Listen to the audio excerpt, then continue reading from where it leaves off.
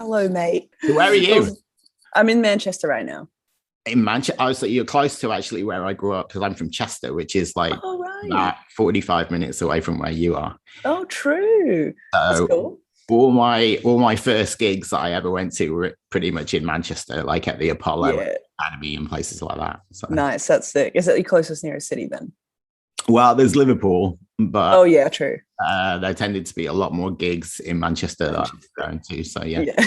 And then I Fair just kind enough. of built that whole like bunch of friends up there, and that's like A that's little hub. my teenage years is all in Manchester, really much. That's sick. That's Yeah. sick. So we're here to talk about new music. It's been a strange time for everybody, obviously, but for you guys, you had this second album Hmm. that you obviously worked really hard on, and I bet you were just dying to just like take it around the world. Yep. And then we all know what happened next. Yeah.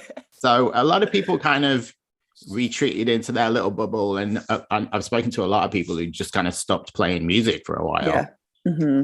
How did you react? What was your first reaction after everything kind of shut down and you couldn't take that record on the road? My heart stopped and I it was weird because I live in Manchester with my partner, but all the band and everyone is still in Australia. So I Right. don't know how the fuck I finagled my way to be able to go back and forth throughout the 2 years, but I would have to spend like 6 months in each place, like at a time. And that was really hard, especially when I was in Australia and like I went back specifically to do this record and like write it and everything. And then as soon as I got there, everything shut down. We had a tour as well, and that just like everything got shut down again. So I was just like, I literally can't catch a break here. Like Yeah. this is ridiculous. And so I was like just living in my mum's basement for like 6 months, and it was like fucking hard. Like couldn't see my partner, and like I just felt so frustrated at everything, and it was a very hard time. Went to therapy and shit. Like I don't know. I know a lot of people had it way worse than I did, but for me, it was just like my whole life felt like it was taken away and I couldn't do anything about it. So Mm. um, finally, when we did get to write like this record, I was like still so angry and everything. So that's why the record's like super like aggressive in a sense of like the general feeling of it is like just angst without sounding like a teenage brat. Like just yeah. So that was my experience. It fucking sucked. And if anyone says it didn't, they're lying. Yeah, for sure. You Yeah. so you mentioned that you went to therapy. Was that the first time you tried that? It was the first time I did it more regularly than I had previously. Did it help? Um, it did, but then I went back to the UK like soon after as well. So I still felt like I couldn't like completely like do it for as long as I wanted to. But once I got back to the UK, I did feel a lot better because the record was finished. I had no like pressure on that anymore. And then like things were starting to like open up and everything was good again. So I was like feeling better, but I would like to go back, to be fair. Yeah. Still got some shit I gotta dig out. Obviously, we know that you went back in and started recording this new album. Mhm. Was that kind of therapeutic as well, like Always. for the whole band? Yeah. I don't know about the whole band, but I do definitely think the morale shifted once we had like a bunch of songs we were like really happy with and stuff. And I think it finally felt like we were able to like do stuff, even if they weren't 100% involved in the process of like writing it and everything. It's just nice to know that the cogs are like still moving and stuff. Hmm. But yeah, I basically, because in Australia, like the laws were like you can't go and see anyone or anything like that. And I'm talking literally last year, it was like that. Everything was locked down in Australia, so we weren't even sure if I could go to like write this record in person. And I'd already done so many Zoom sessions with people, and I was so sick of it, man. Like, there's crap. I say that, but Pity Party was written over Zoom, so I can't hate on it like too much. But like there's nothing that beats like just being in a room with someone. The same way with live music, like there's nothing that beats like actually playing in front of a crowd. You can look at numbers all day on your phone and it doesn't mean shit until you like go out and do it. So me and Stevie Knight, who we've done every record with so far, me and him just locked ourselves in his apartment for like 7 weeks and we wrote and recorded everything. the guys came in to track their parts, obviously, like towards the end, but we were going mental, and it was awesome. And it was the first time I felt like I'm actually like living for a reason, if that makes any sense without sounding too dark. And yeah, it was great. So finally being able to like get all the emotions out and stuff into songs, which is something I've done my whole life anyway, because I don't really talk about my feelings. So the only way I express them is through writing. And that was like super therapeutic for me. And I felt a lot better once A, I'd gotten all that shit off my chest, and B, like we'd finally got something that was like really good and we were really excited about. So being back on the road this year, you're going to kind of be promoting 2 albums almost. It's weird, isn't it? Yeah. And the set list is like, the boys are like, well, we can't put too many like of the new songs in because still haven't done the Pink Elephant. And I'm like, fuck Pink Elephant, I'm over it. Like, I just want the new stuff. Like, it's really it's a confusing time to like play shows. I have to say, it's magnificent. It's a big sounding album. Yeah. Like, the production is so on point. It's also been described as an anti-concept album. Yeah. Talk to me about that. Pretty much I was sick of people asking me what the album was about. And I'm like, I'm not going to give and you now they're going to ask you about that. Exactly. Now I know, fucked it. So yeah, everyone was just like, ask me what's it about, what's it about. I'm like, I don't fucking know this time. Like, it's not, there's no concept to it. I'm just like fucking angry, and these are my feelings, and I don't like trying to force like this huge artistic piece. I'm like, I've already written my entire fucking heart into a record. I don't want to like now pretend that it's something that it's not. So I was like, just fuck all that. Anti-concept, here we go. And now and that's kind of made it a concept in itself. So I'm just, it's, you can't win basically. Yeah. At the end of the day, like my life's not linear. Like my feelings aren't, you know, coming out in like ways where I can make a complete fucking huge piece of work that all interconnects and is like super like complex. It's just, these were my fucking feelings, like it or leave it. You know what I mean? Are you the kind of person that likes people to interpret the songs in their own way, or you want to make it kind of clear exactly how you were feeling? No, I love when people like have their own like things on it. It's sick because I write a lot in like metaphors and stuff, and I think a lot of the time a lot of people don't know what the fuck I'm actually talking about, which is kind of fun for me, but it just makes it like easier or better when they can like make their own interpretation of it and take their own piece of like what they think the song's about and like turn it into their own story. And I like that personally. I think that's mad. And do people talk to you about their kind of interpretations of your lyrics? Sometimes, yeah. More so when we were like touring and we were able to like meet people, they'd say it in person. And I always thought that was like, I don't know, it's just a cool like connection to feel like with people that listen to your music. It's awesome, and it makes you go, oh, okay, at least I listened to it. When you play these songs live, do they change much live, or are you trying to stay true to the album? Sometimes they change. Like sometimes we'll like drag out or like extend certain parts in the song. Most of the time, because I can't get a breath in, so I'm like, boys, we just need to chill out here. Can we just extend this? But like generally speaking, we try and just do a live version of everything that you hear on the record. Like Potter tries to play as many parts as he can, like on the keyboard and stuff. And Jono's got like this thing on his drum kit with an SPD. It like has different like drum sounds on it and stuff. So we try and like emulate it as best we can off the record, but having actually playing the parts as well at the same time. So if I was allowed to just pick everything, I'd just put everything on tracks. Fuck it. And it obviously has all these kind of different influences. I mean, I'm hearing like even like bits of drum and bass kind of influences on some of the songs on the album, which I love. You mean like while we're playing or when I'm off?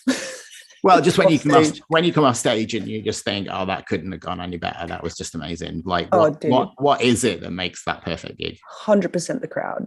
I don't care if I played shit or if the guys played shit.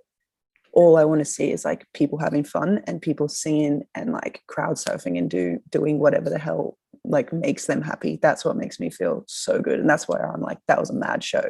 And all the guys come off being like, that was so shit. I played so bad. I'm like, now was the best.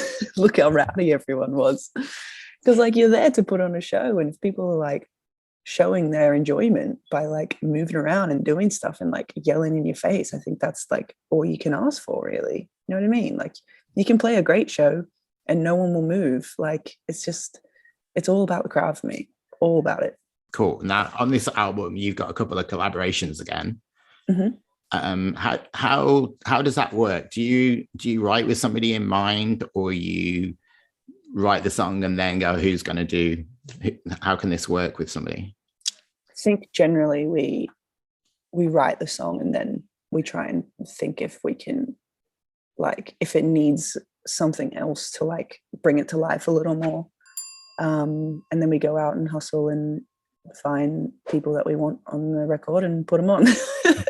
But I don't think we've ever really written a song specifically for like a feature, because I think that kind of like stops you writing the best song that, or the song that you want to write. So I think like at the end of the day, like when you have a feature, like someone can come in and they can write their own part. I don't care about that. It's more so like from the get-go, I just want to make sure this song is like exactly what we want to do ourselves before anyone else like lifts it. So yeah, that's that on that. And do you have any kind of people on your wish list that you'd like to collaborate with?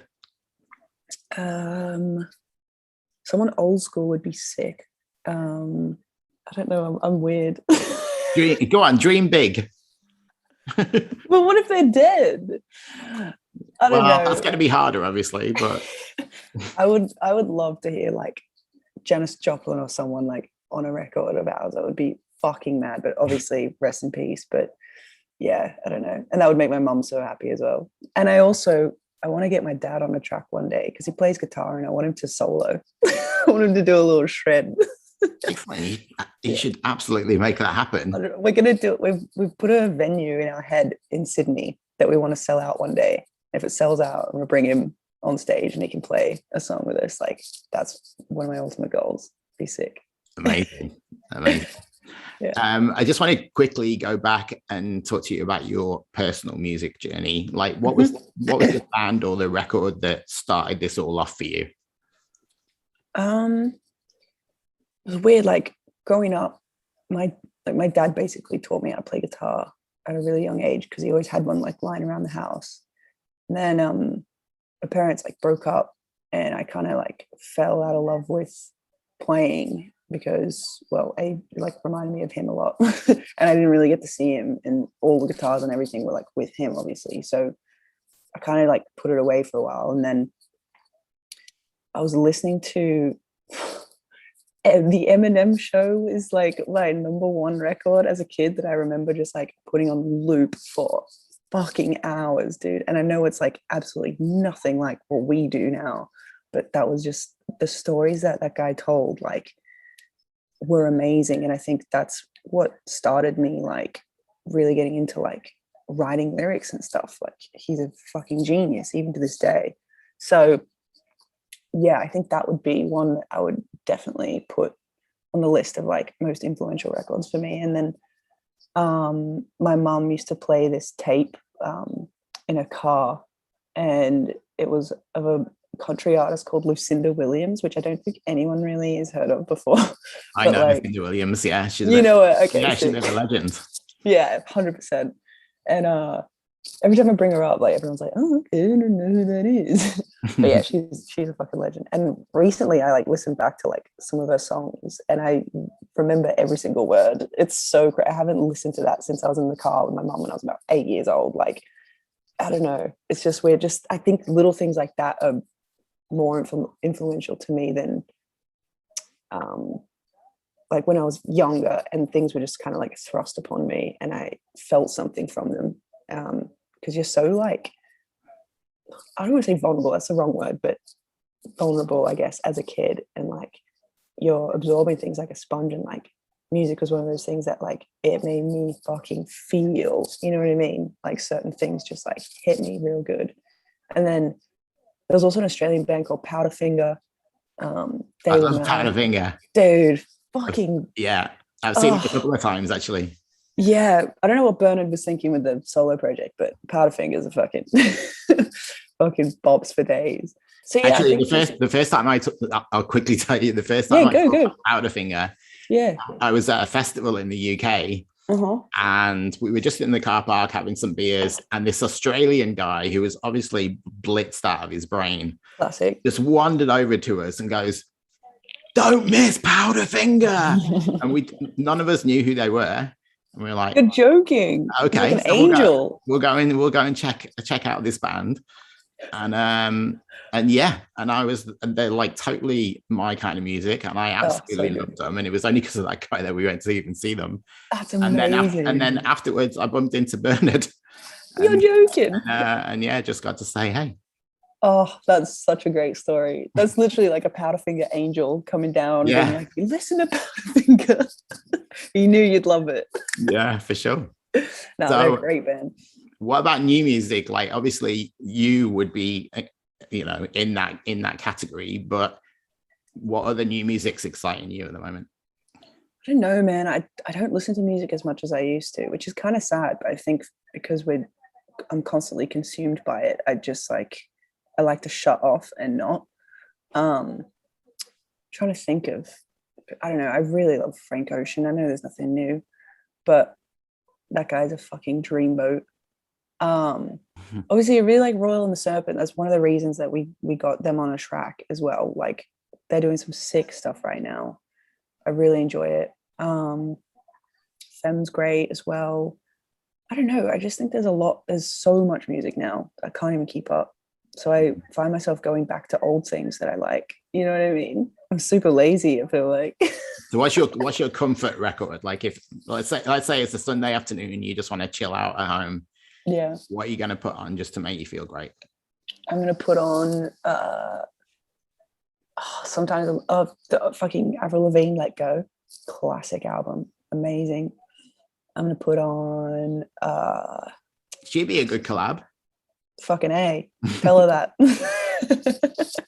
She's Canadian, so I'll have a word. Oh, true. Yeah, you know a number, right? Because all Canadians know each other. Yeah. Do you have like a chill out album? Frank Ocean, Orange, Channel Orange. Sorry, amazing. Yeah. And then I'll probably also do like a little bit of Good Charlotte or something. Good Charlotte, Simple Plan, all that. Jet, Simple Plan, Montreal band. Yeah, I know. You can always pick the Canadians. It's always great. So if somebody had never heard Stand Atlantic before and you wanted to play them one track that summed you up the best, which track would you choose? Fuck. It's so hard because we write like just wacky shit all the time.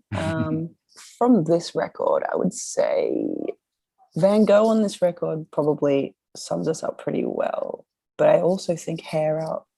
I honestly think Hair Out would be it, because it's like it's got everything we do. Is like guitars. There's like a breakdown in it as well, like halftime part, and then we're just like laughing and joking around. And I think that is like everything that we are. Like, we don't give a fuck about anything. It's just everything's a joke.